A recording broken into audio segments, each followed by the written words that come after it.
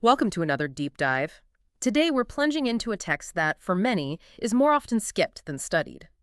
The ancient book of Leviticus, Hmm. often perceived as a dense collection of seemingly arbitrary rules. What if I told you it's actually a masterclass in societal design, a profound blueprint for a sacred way of life, packed with insights that might surprise you? It absolutely is. Yeah. Far from just a legal code, Leviticus serves as a foundational guide for understanding the very concept of holiness, not just in religious ritual, but in the most practical, everyday contexts. Right. Our mission today is to pull out the most important nuggets of knowledge from this incredible document, the laws given to Moses on Mount Sinai, and explore the intricate logic and the profound why behind how an entire society was instructed to live in purity and close relationship with its God. We're going to uncover some truly eye-opening connections and insights. Forget dry recitations. This is your shortcut to being well-informed on a topic that's far more dynamic and relevant than you might ever have imagined. Okay, let's unpack this by starting with the sacred rituals. A primary way the Israelites interacted with Jehovah was through various offerings. Yes. These weren't just spontaneous acts. They were meticulously detailed rituals, each designed with a distinct purpose. That's fascinating, isn't it? Take the burnt offering, right there in chapter 1. What's truly striking here isn't just the devotion it required, but the sheer scale of it. Unlike many ancient Near Eastern religions, this offering left nothing for human consumption. Nothing at all. No, it was a radical statement that their God demanded everything. The process was incredibly meticulous. You'd bring a sound male animal from your herd, flock, or even birds, lay your hand on its head, indicating it was for you. Ah, the personal connection. Exactly. And then it would be slaughtered before Jehovah at the tent of meeting, which was their portable central sanctuary. So every step in this process must have carried significant meaning. Precisely. The priests would sprinkle the blood on all sides of the altar. The animal would then be carefully prepared, its inner organs washed, and the entire offering arranged on the fire. The whole thing. The whole thing. It would smoke on the altar as a burnt offering, an offering made by fire of a pleasing aroma to Jehovah. The complete consumption symbolized total dedication, a foreshadowing of ultimate surrender to the divine. That's quite a powerful visual. So the burnt offering signified profound devotion, but what about the more everyday ways the Israelites connected with God, particularly through their daily sustenance? That's where the grain offerings in chapter 2 come in. Grain offerings were indeed different. They were made of fine flour, oil, and frankincense. Only a handful, a token offering, was burned on the altar, while the rest belonged to the priests. For the priests. Yes, this was essentially God's share given to them, and it was considered most holy. I remember a couple of very specific rules about those, like no grain offering that you present to Jehovah should be leavened, no sourdough, no honey offered by fire. Correct. Leaven and honey, things that ferment or sweeten quickly, were often associated with decay or perhaps natural processes outside of divine control in this context. And then there's that fascinating detail. Every grain offering is to be seasoned with salt, and you must not allow the salt of the covenant of your God to be missing. What did that salt of the covenant truly imply for them? That's a vital question. Salt was, and still is, a symbol of permanence and preservation. Right, like preserving food. Exactly. In the context of a covenant, which is a binding agreement, adding salt underscored an enduring, unbreakable promise.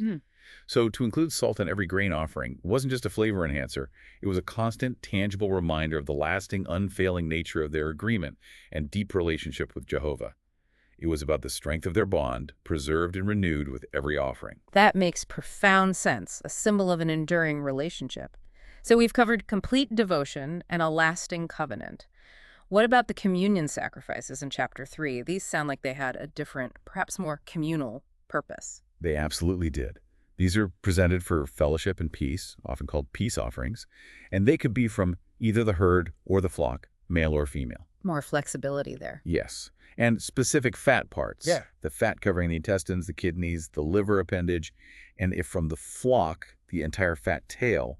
These were offered by fire as food, an offering made by fire, a pleasing aroma. The rest could be eaten by the worshiper and their family. So there was a shared meal aspect. Exactly. Fellowship with God and with each other. And a crucial prohibition came with that, right? It is a lasting statute. You must not eat any fat or any blood at all. For a modern listener, this might seem like a very specific, even archaic rule. Were there other practical implications or cultural contexts that made this prohibition so vital? Well, it connects directly to the understanding that the life of the flesh is in the blood, as stated later in chapter 17. Okay.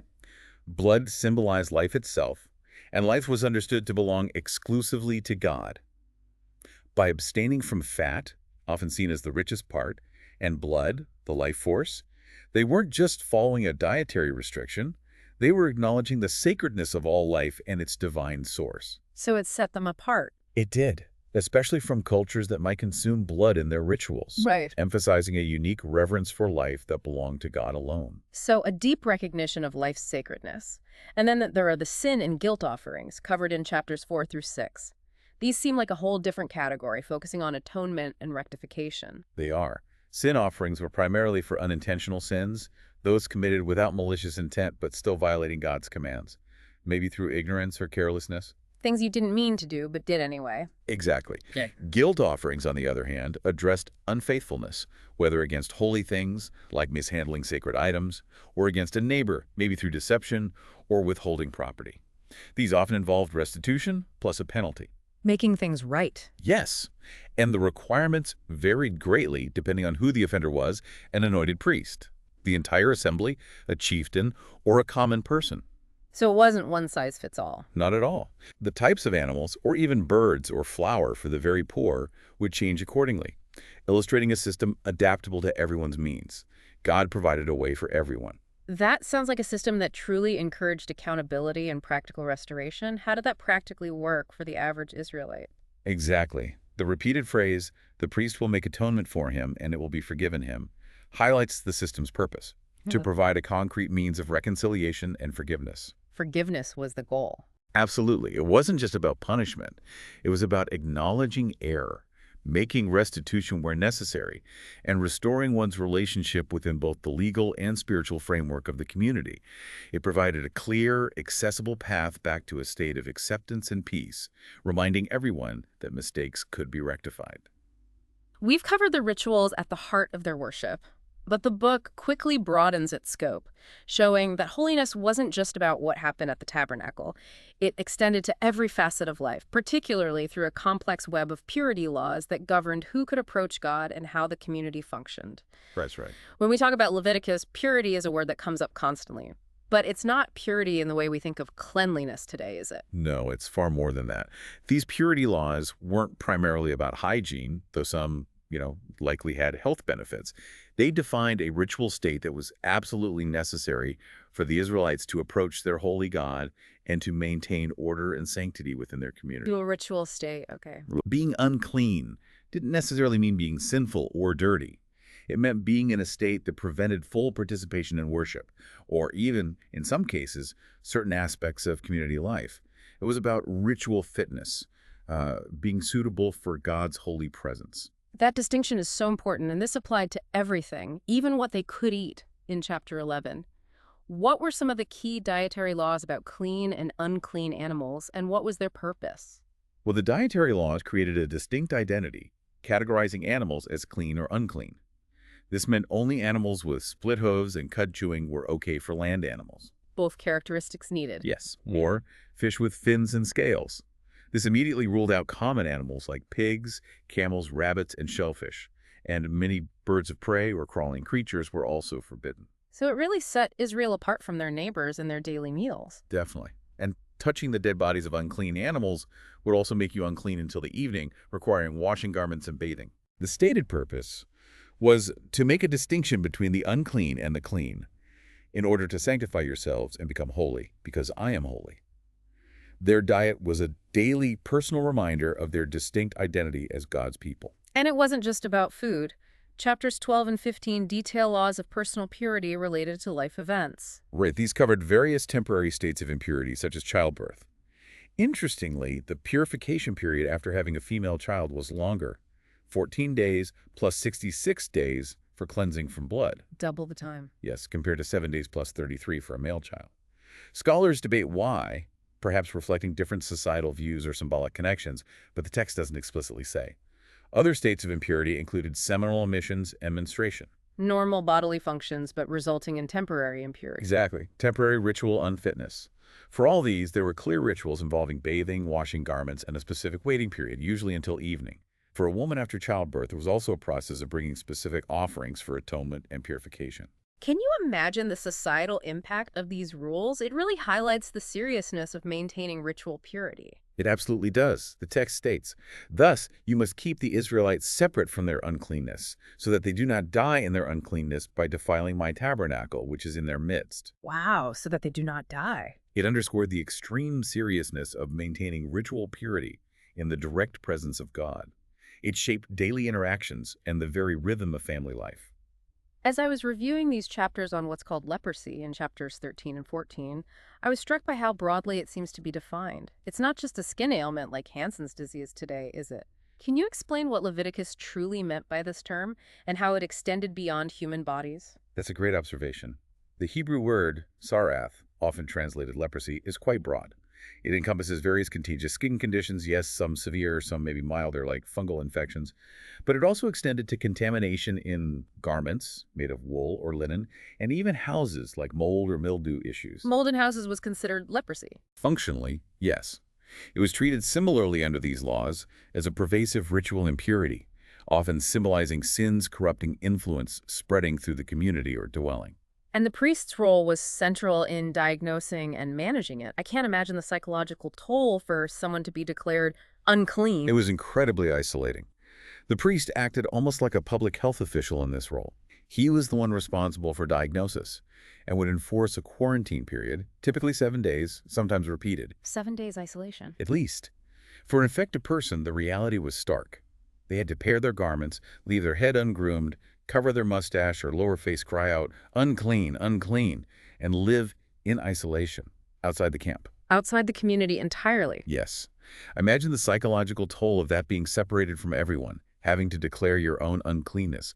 It truly paints a stark picture of how serious ritual impurity was for the individual and the community. But if someone was cured, there was an elaborate cleansing process too. It sounds like a total re-entry ritual. It was complex and deeply symbolic, a visible pathway back into the community. It involved 2 live clean birds, cedarwood, scarlet material, and hyssop. Birds? How did that work? One bird was killed over fresh water in an earthenware vessel. The live bird, along with the wood, scarlet yarn, and hyssop, was dipped into the bloodied water. Then the priest sprinkled the person being cleansed 7 times, declared them clean, and set the live bird free to fly away. Wow, carrying the impurity away. That's the symbolism, yes. The vivid imagery symbolized the cleansing and the carrying away of the defilement. The cured person also had to wash all their garments, shave all their hair, bathe, and on the 8th day undergo a series of offerings, including a ram, oil, and more blood applied to their ear, thumb, and toe. It was a comprehensive re-entry into the community, a complete ritual reset. And the contamination could even affect houses. What happened then, and what's the deeper implication of that? Houses could develop this malignant leprosy too, a persistent, spreading defilement, likely severe mold or something similar. The priest would inspect it, quarantine it. Quarantine the house. Yes. And if confirmed, contaminated stones had to be torn out, the house scraped thoroughly, and all the removed materials discarded outside the city in an unclean place. If the issue persisted even after replastering, the entire house had to be demolished. Demolished. Yes.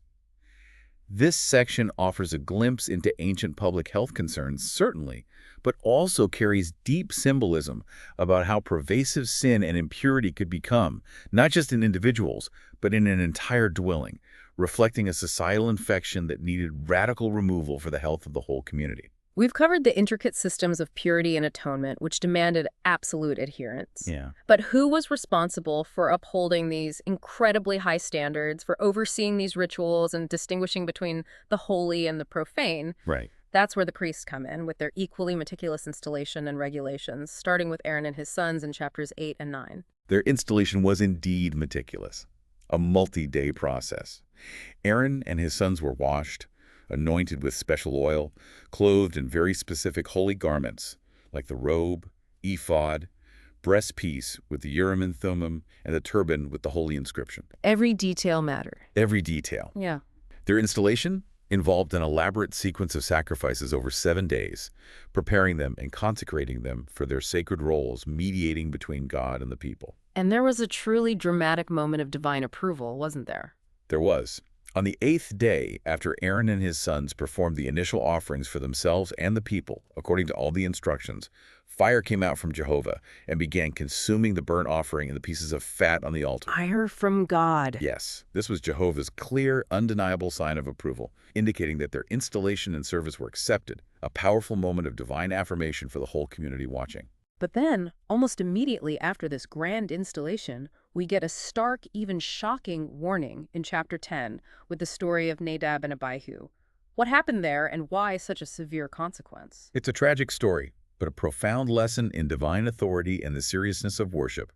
Aaron's sons, Nadab and Abihu, took their fire holders, put incense on them, and offered unauthorized fire, which he had not commanded them to do. Unauthorized fire, meaning The text doesn't specify exactly what was wrong, maybe the source of the fire, the timing, the incense itself, or their attitude, but it was something they initiated, not what God had prescribed. and the result. The consequence was immediate and severe. A fire came out from before Jehovah and consumed them, so that they died before Jehovah. Wow. Instant judgment. Yes.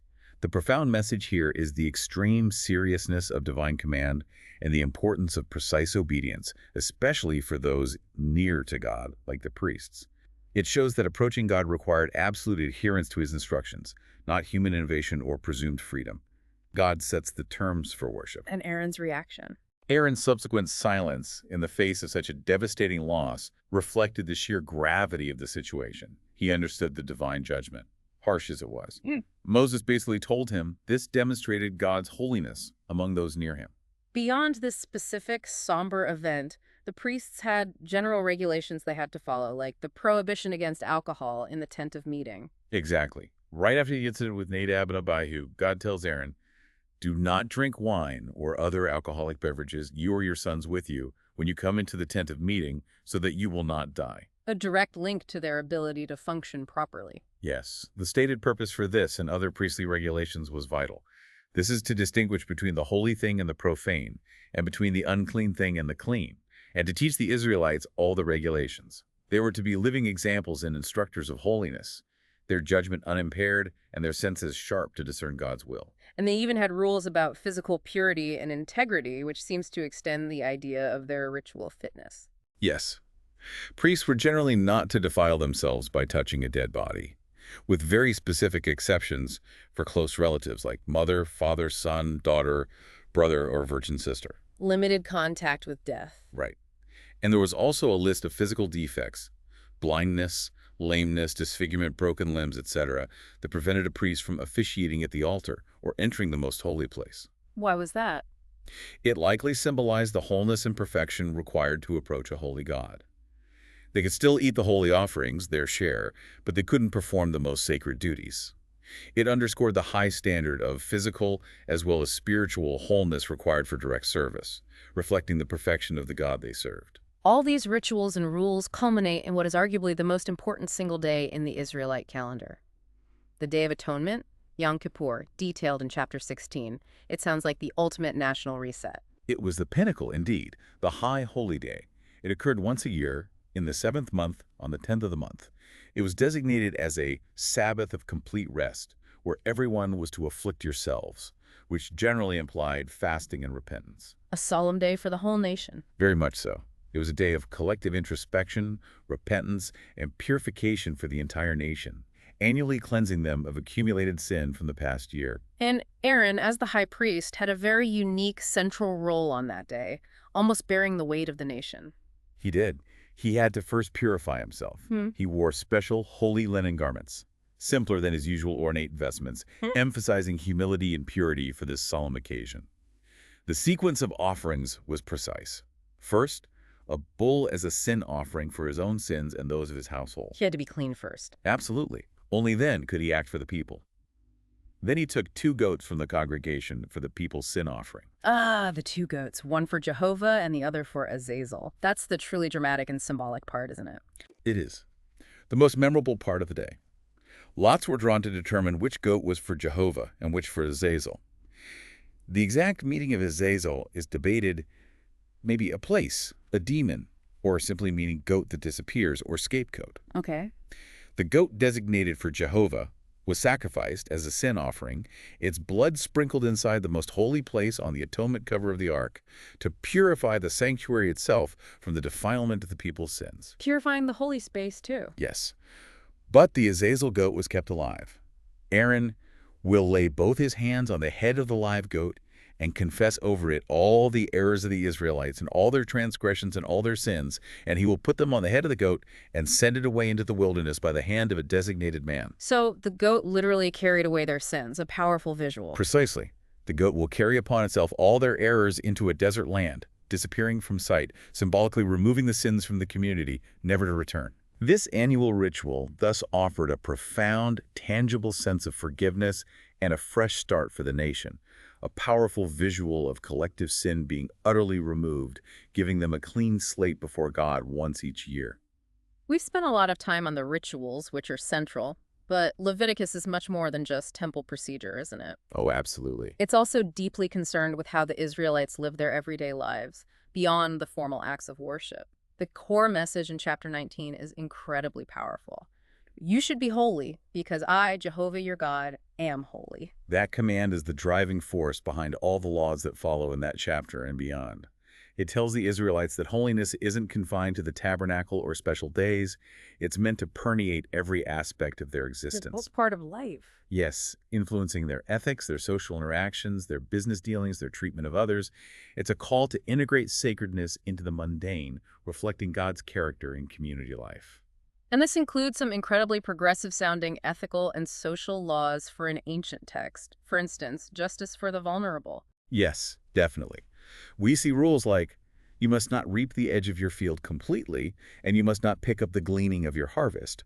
Also, you must not gather the leftovers of your vineyard. You should leave them for the poor and the foreign resident. So built-in welfare. You could see it that way. It wasn't just suggested charity, it was a divinely mandated right, a built-in social safety net, ensuring even the most vulnerable had access to basic sustenance from the land's bounty. There are also clear directives on honesty and integrity in daily dealings. Absolutely. You must not steal, you must not deceive, and you must not deal falsely with one another. You must not swear to a lie in my name and thus profane the name of your God. These aren't just moral suggestions. They were divine commands. Foundational rules. Exactly. Designed to foster a society built on trust and fairness, where God's name was respected through honest behavior in commerce and conversation. And even fair labor practices, which feels surprisingly modern. Right. You should not withhold the wages of a hired worker all night until morning. This highlights an emphasis on immediate and fair compensation, protecting the daily livelihood of workers who often lived hand-to-mouth. It's a small detail that speaks volumes about the societal values God was instilling. There's also a strong emphasis on consideration for others, even in small ways. Exactly. You must not curse a deaf man or put an obstacle before a blind man. This shows a profound level of empathy and protection for those who might be easily exploited or disadvantaged, going beyond mere legal requirements to touch on genuine human compassion and respect. You must fear your God, it adds. And impartial justice, a cornerstone of any just society. This was crucial for maintaining order and trust. You must not be unjust in your judgment. You must not show partiality to the poor or show preference to the rich. With justice, you should judge your fellow man. It was about equal application of the law for everyone, regardless of their social standing or wealth, a radical idea in many ancient contexts. Perhaps one of the most well-known commands from Leviticus falls under community harmony. You must not hate your brother in your heart. You should by all means reprove your fellow man. You must not take vengeance nor hold a grudge against the sons of your people, and you must love your fellow man as yourself. That's a truly foundational ethical principle, isn't it? Echoed throughout many subsequent religious and moral codes. It's a call to address conflict directly but constructively, reprove, and to foster proactive peacemaking and forgiveness within the community, promoting genuine relationships rather than festering resentment. And that command to love your neighbor as yourself, powerful. And the treatment of foreigners is also quite remarkable, isn't it? Especially considering Israel's own history as slaves in Egypt. It's particularly poignant and countercultural for the time.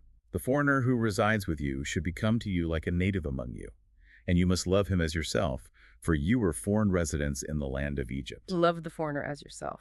Yes. This command for empathy and integration of outsiders, explicitly grounding it in their own shared experience of being vulnerable strangers, truly sets it apart from many ancient codes that were often xenophobic. So we've seen the positive ethical commands, but Leviticus also has a strong focus on prohibited practices, especially in chapters 18 and 20.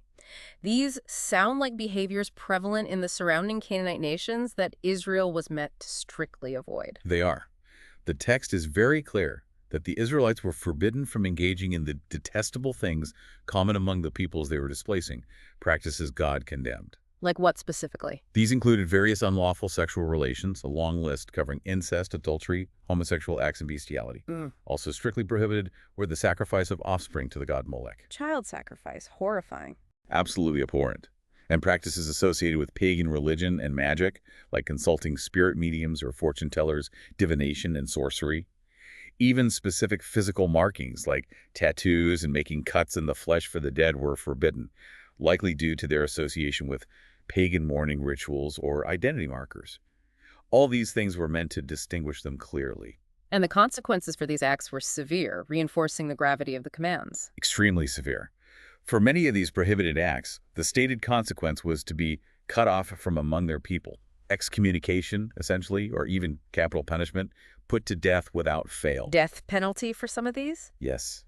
The text explicitly states that the previous inhabitants were being driven out because they defiled the land with these practices and warns Israel that the land itself would vomit out its inhabitants if they followed suit. So the land's well-being was tied to their moral behavior. Directly tied. This clearly underscored the importance of maintaining moral and spiritual distinctiveness as God's people and the serious existential consequences for societal corruption. It linked the health and security of the nation, even the productivity of the land, to their moral and ritual purity before God. Speaking of societal structure and land, the book also lays out some fascinating economic and social justice principles, especially with the Sabbath and Jubilee years in chapter 25. These feel truly revolutionary for their time. They were absolutely revolutionary. Every seventh year, the land itself was to observe a Sabbath to Jehovah. A rest for the land. Yes. No sowing, no pruning vineyards, no reaping of crops that grew on their own from the previous harvest.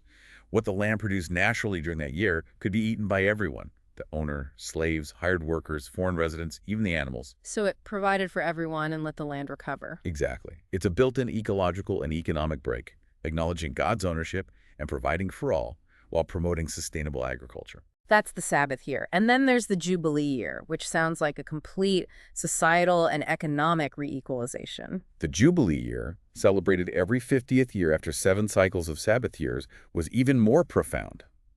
On the Day of Atonement of that 50th year, a trumpet blast would proclaim liberty in the land to all its inhabitants. Liberty, what did that mean practically? It meant 2 major things.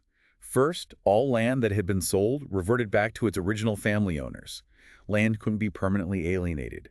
Second, all Israelite indentured servants, those who had sold themselves into servitude due to debt, were freed and returned to their families and ancestral property. Wow, a total reset of property and freedom. A total reset. It wasn't just a clever economic policy.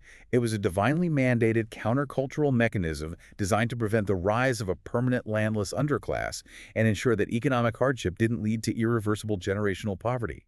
It literally hardwired social mobility and equality into their economic system. That directly addressed generational poverty and land ownership disparities, didn't it? It's a remarkable foresight. Precisely.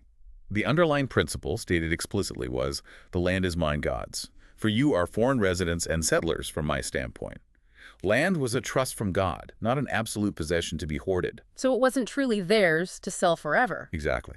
This ensured that wealth and opportunity disparities did not become permanent and entrenched, providing a regular reset that continuously reestablished a measure of equity. It created a society where everyone theoretically had a chance to return to their roots, preventing permanent social stratification based on land ownership. All these laws and practices were part of a covenant, a relationship agreement between God and Israel, and chapter 26 lays out the blessings for obedience and the consequences for disobedience, starkly illustrating the stakes involved. It does. It paints a very clear picture. It outlines tangible rewards for faithfully keeping God's statutes. Timely rain, abundant harvests, peace in the land, safety, dwell in security with no one making you afraid, victory over enemies, 5 of you will pursue 100, and national growth, fruitfulness. Material blessings. Yes, but most importantly, it promised God's manifest presence. "I will place my tabernacle in your midst, and I will not reject you. I will walk among you and be your God, and you for your part will be my people. Intimate relationship was the ultimate blessing. But the flip side, the punishments, the curses for disobedience are incredibly severe and escalate dramatically. They are chillingly severe. The text describes panic, consumed diseases, fever, crop failure due to drought and pests, defeat by enemies, oppression, and even irrational fear, fleeing when no one pursues. And it gets worse if they persist. Much worse. The consequences escalate with the repeated warning, if after this you still do not listen to me, I will have to chastise you 7 times as much for your sins. This escalation includes wild animals devastating the population, severe famine leading to the horror of cannibalism, eat the flesh of your sons and your daughters, the destruction of their high places and cities, the desolation of the land, and finally, scattering among the nations, exile. And even the land itself would have its rest fulfilled during their exile, which adds another layer of divine order, almost poetic justice. A truly poignant and sobering detail. At that time the land will pay off its Sabbaths all the days it lies desolate, while you are in the land of your enemies. At that time the land will rest, as it must repay its Sabbaths. It underscores a divine justice that ensures even the neglected commands regarding the land's rest are fulfilled, albeit through human suffering and dislocation. The land finally gets its due rest because the people failed to give it. Yet, despite these dire warnings, there's a powerful message of hope for repentance at the very end of that chapter. The covenant isn't ultimately broken, even in judgment, is it? No, and that's crucial. There is always hope. God promises that even if they are scattered in the land of their enemies, if they confess their errors and the errors of their forefathers, and if they humble their stubborn, uncircumcised heart, meaning a heart that becomes receptive and obedient to God's will. If they turn back. Yes, if they genuinely repent, then God will remember my covenant with Jacob and my covenant with Isaac, and I will remember my covenant with Abraham, and I will remember the land. Even in exile, repentance opens the door. So God remains faithful to the patriarchs. He does, he states. But despite all of this, while they are in the land of their enemies, I will never completely reject them, nor cast them away to the point of exterminating them, which would violate my covenant with them. For I am Jehovah their God. This underscores the enduring nature of God's covenant faithfulness, even through cycles of sin and judgment.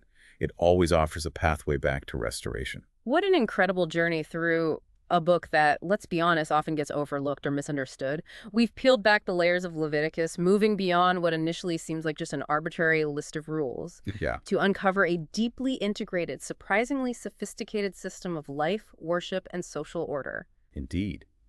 We've seen how concepts of purity, holiness, justice, and atonement permeated literally every aspect of Israelite society, from the food on their plates to the structure of their economy, all centered on their unique relationship with Jehovah. It truly highlights the profound desire for a people set apart, living in God's presence. It really gives you a new appreciation for the intricate fabric of ancient life and the profound wisdom embedded in these texts, even if the specific applications are tied to that time and covenant. Absolutely. And it raises a provocative thought for us today. If an ancient society dedicated such meticulous detail to rituals and laws of purity, both ritual and moral, to maintain its connection with the divine and its societal health, what are the subtle, often unspoken clean and unclean categories? The implicit rules of belonging and conduct that shape our own modern, secular societies today? How do they influence our behavior, our sense of inclusion or exclusion, and even our perceived well-being or connection to something larger than ourselves? That's a fascinating question to ponder. What are our modern equivalents? Something to think about. We hope this deep dive has given you a fresh perspective and plenty to chew on regarding Leviticus. Join us next time for another exploration into the heart of knowledge.